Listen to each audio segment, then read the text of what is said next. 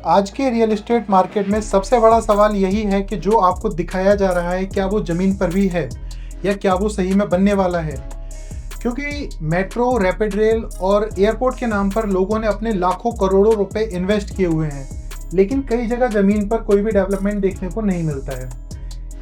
इसीलिए आज हम एक ऐसे ही प्रोजेक्ट की बात करने वाले हैं जो अभी प्लानिंग स्टेज में है, लेकिन भविष्य में पूरे दिल्ली एनसीआर की कनेक्टिविटी को बदल सकता है। इस वीडियो में कोई भी हाइप नहीं होगी, सिर्फ ऑफिशियल डॉक्यूमेंट्स होंगे और होगी ग्राउंड रियलिटी।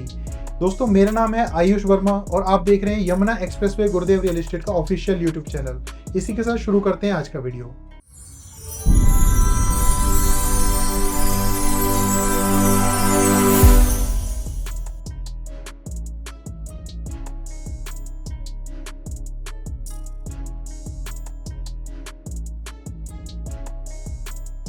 दोस्तों, ये जो प्रोजेक्ट है ये आरआरटीएस का प्रोजेक्ट होने वाला है, जिसके बारे में हम पहले भी कई बार बात कर चुके हैं।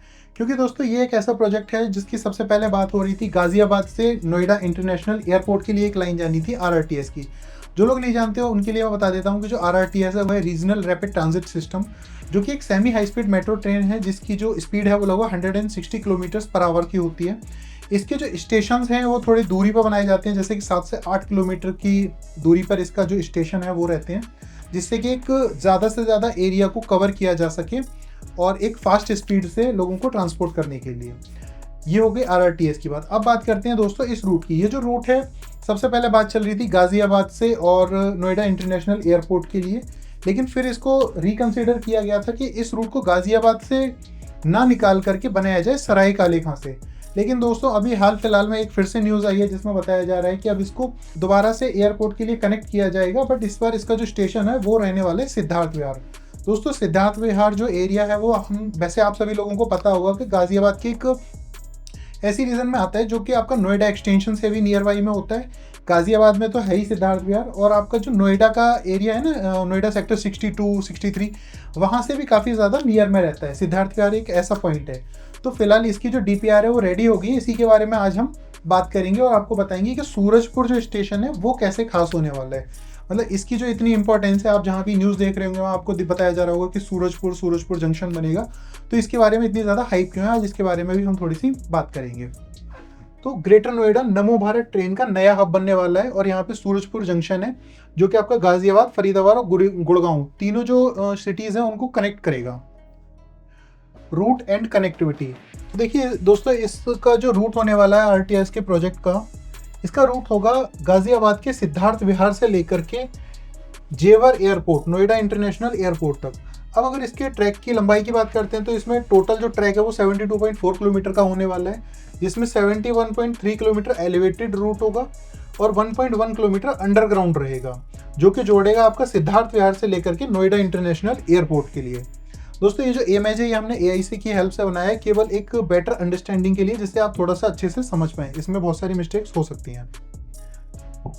उसके बाद दोस्तों बात करते हैं कि सूरजपुर जो जंक्शन है वो इतना ज़्यादा खास क्यों होने वाला है। तो दोस्तों, सूरजपुर जो जंक्शन है, पहली बात तो है कि ये दो जो आरआरटीएस की लाइंस हैं, एक तो गुड़गांव, फरीदाबाद और सूरजपुर जंक्शन में, और सेकंड गाजियाबाद से नोएडा इंटरनेशनल एयरपोर्ट, इन दोनों का जो इंटरचेंज होगा वो होने वाला है सूरजपुर जंक्शन में, जो कि आपका आता है यहाँ पर। ठीक है, इस वजह से जो सूरजपुर है उसकी एक बहुत ज़्यादा हाइप बनी हुई है, क्योंकि आने वाले टाइम में यहाँ पे आपको एक ट्रांसपोर्ट हब की तरफ देखने को मिलेगा सूरजपुर जंक्शन। और दोस्तों, यहाँ पे जो मल्टीपल आरआरटीएस के जो प्रोजेक्ट हैं उनके बारे में मैंने पहले भी एक वीडियो बना दिया, जिसमें कितना काम हो चुका है, किस आरआरटीएस प्रोजेक्ट में कौन सा प्रोजेक्ट कहाँ पे रुका हुआ है, उसके बारे में मैंने सभी जानकारी दी। अगर आपने नहीं देखी है तो आप आई बटन पे जाकर के देख सकते हैं, नहीं तो जो लिंक है वो हम डिस्क्रिप्शन में भी दे देंगे, वहाँ से आप जाकर के पुराना वीडियो देख सकते हैं। अब बात करते हैं इस वीडियो की। तो दोस्तों, इसमें जो है गुड़गांव वाला जो रूट है, जो कि गुड़गांव के इफ्को चौक से फरीदाबाद होता हुआ और जो सूरजपुर ग्रेटर नोएडा के लिए जाएगा, इसकी जो लंबाई है वो टोटल 60 किलोमीटर्स की होने वाली है। और सेकंड जो रूट है वो आपका गाजियाबाद से लेकर के ग्रेटर नोएडा वेस्ट सूरजपुर होता हुआ, और इसमें सेक्टर 17, सेक्टर 18 और सेक्टर 21 भी होने वाले हैं आरआरटीएस के स्टेशन। उसके बाद ये जाएगा नोएडा इंटरनेशनल एयरपोर्ट। दोस्तों, बात कर लेते हैं कि जो आरआरटीएस के जो प्रोजेक्ट्स हैं ना, ये सभी के सभी पूरे दिल्ली एनसीआर को कनेक्ट करने के लिए बनाए जा रहे हैं, जिसमें अगर आप देखेंगे कि जो बावल से और आपका बावल से सराय काले खां वाला रूट हो गया, सराय काले खां से मेरठ वाला रूट हो गया। तो ये सभी के सभी जो है ना आपके सारे सिटीज़ को कनेक्ट कर रहे हैं। कैसे कर रहे हैं देखिए, ये जो सूरजपुरा ग्रेटर नोएडा में है, ये गाज़ियाबाद में आता है, उसके बाद फिर दिल्ली, गुड़गांव, फरीदाबाद, ग्रेटर नोएडा, नोएडा।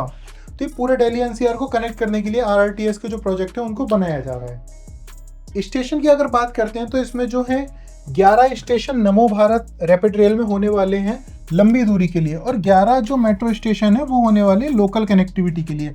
ये जो मेट्रो स्टेशन है ये वही होंगे जो कि एक्वा लाइन में होंगे, और आपका ये तो रैपिड रेल हो गई, ठीक है। तो जो इसे है 2 फेसेस में डेवलप किया जाना है। जो पहला फेस होगा वो होगा आपका सिद्धार्थ विहार, चार मूर्ति और इकोटेक 6 तक। ये आपका हो जाएगा फेस 1, सबसे पहले इसको डेवलप किया जाएगा, और इसकी कंप्लीट होने के बाद इसी को आगे कंटिन्यू किया जाएगा इकोटेक 6, यमुना सिटी और नोएडा इंटरनेशनल एयरपोर्ट के लिए।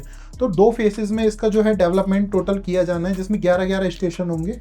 दोस्तों ये 11 स्टेशन कौन से होने वाले हैं इसके बारे में हम अपने आगे वाले वीडियोस में आपको आगे बताएंगे।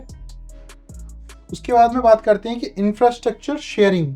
तो दोस्तों यहाँ पे ऐसा हो रहा है कि जो आरआरटीएस का प्रोजेक्ट है जो आपका गाजियाबाद से और नोएडा इंटरनेशनल एयरपोर्ट के लिए जाएगा, उसी में कुछ हिस्से में जैसे कि चार मूर्ति से लेकर के और नॉलेज पार्क 5 तक एक्वा लाइन जो होगी एनएमआरसी की एक्वा लाइन, वो भी उसी इंफ्रास्ट्रक्चर का यूज़ करेगी। अब इससे 2 बेनिफिट होंगे। पहली बात तो ये होगा कि इनका जो बजट है वो कम हो जाएगा, और सेकंड चीज़ होगी कि जो समय है उसकी बचत होगी, क्योंकि नया इंफ्रास्ट्रक्चर अगर अलग से लगाएंगे पहली बात तो बजट भी लगेगा, और फिर उसमें जो प्रोजेक्ट है वो थोड़ा सा डिले भी होगा क्योंकि काम समय ज़्यादा लगेगा। तो दोनों चीज़ों की सेविंग होगी। इसमें जो नमो भारत ट्रेन है और जो एक्वा लाइन मेट्रो है वो दोनों के दोनों जो ट्रैक है उसको शेयर करेंगे। सेक्टर 51 से नॉलेज पार्क 5 तक की जो एक्वा लाइन है उसका भी एक बार रूट मैं आपको दिखा देता हूँ। दोस्तों ये यहाँ पर है आपका सेक्टर 51, ठीक है। पहले क्या हुआ था, पहले जो रूट था वो सेक्टर 51 से सेक्टर 122 होता हुआ और ये जा रहा था आपका केपी 5, ठीक है, यानी नॉलेज पार्क 5। लेकिन इस रूट में थोड़े से चेंजेस किए गए हैं और इसकी जो डीपीआर है वो फाइनल कर दी गई है, यानी कि अब जो रूट होने वाला है वो सेक्टर 51 से सीधा आगे जाएगा सेक्टर 61 नोएडा, देन फिर ये यहाँ से आपका सेक्टर 70 और 70 के बाद में फिर ये कनेक्ट करेगा। यानी ये वाला जो रूट है ये अब नहीं होगा, अब जो रूट होगा वो कुछ इस तरीके से होने वाला है। ये रूट होने वाला है, यानी नोएडा 51 से सीधा 61, 61 से 70 और 70 के बाद देन ये कनेक्ट करेगा 120 और बाकी का जो है सेम ही रहेगा। अब जो इंफ्रास्ट्रक्चर शेयरिंग है वो कहाँ से कहाँ तक होगी, तो केपी 5 नॉलेज पार्क 5 से लेकर के और आपका चार मूर्ति, यानी कि ये जो गोल चक्कर है ना, इसके आगे जो गोल चक्कर होगा वो चार मूर्ति गोल चक्कर है। चार मूर्ति से और आपका ये केपी 5 तक जो एक्वा लाइन है, एक्वा लाइन और आरआरटीएस दोनों सेम रूट पर चलेंगी, सेम ट्रैक पर चलेंगी, माफ कीजिएगा। इसी के साथ अब बढ़ते हैं आगे। तो बजट और समय सीमा की अगर बात कर लेते हैं तो ये जो प्रोजेक्ट है लगभग 20,360 करोड़ 25 लाख रुपए। टेंडर मिलने के बाद 5 साल में निर्माण कार्य पूरा करने का लक्ष्य है, यानी कि दोस्तों 2030 तक या 2031 तक आपको ये जो प्रोजेक्ट है ये कंप्लीट होता हुआ देखने को मिल जाएगा। वर्तमान स्थिति की अगर बात करें तो यूपी सरकार से सहमति मिल चुकी है, केंद्र सरकार के वित्तीय मॉडल पर अंतिम मोहर बाकी है, यानी कि जो फंडिंग है, फंडिंग पे बात रुकी हुई है, जो इसकी डीपीआर है ये पूरी तरह से रेडी हो चुकी है। अब आगे बढ़ते हैं।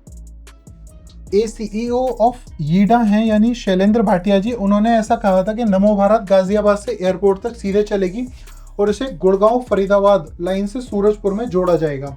ये ऑफिशियल कोट है ACEO ऑफ यीडा शैलेंद्र भाटिया जी का, और इसी बात से दोस्तों क्लियर है कि आने वाले समय में सूरजपुर जो है वो एक मेजर जंक्शन की तरह बनेगा, और आने वाले समय में जो कनेक्टिविटी है दिल्ली एनसीआर के अंदर वो और भी ज़्यादा स्ट्रॉन्ग होती हुई देखी जाएगी।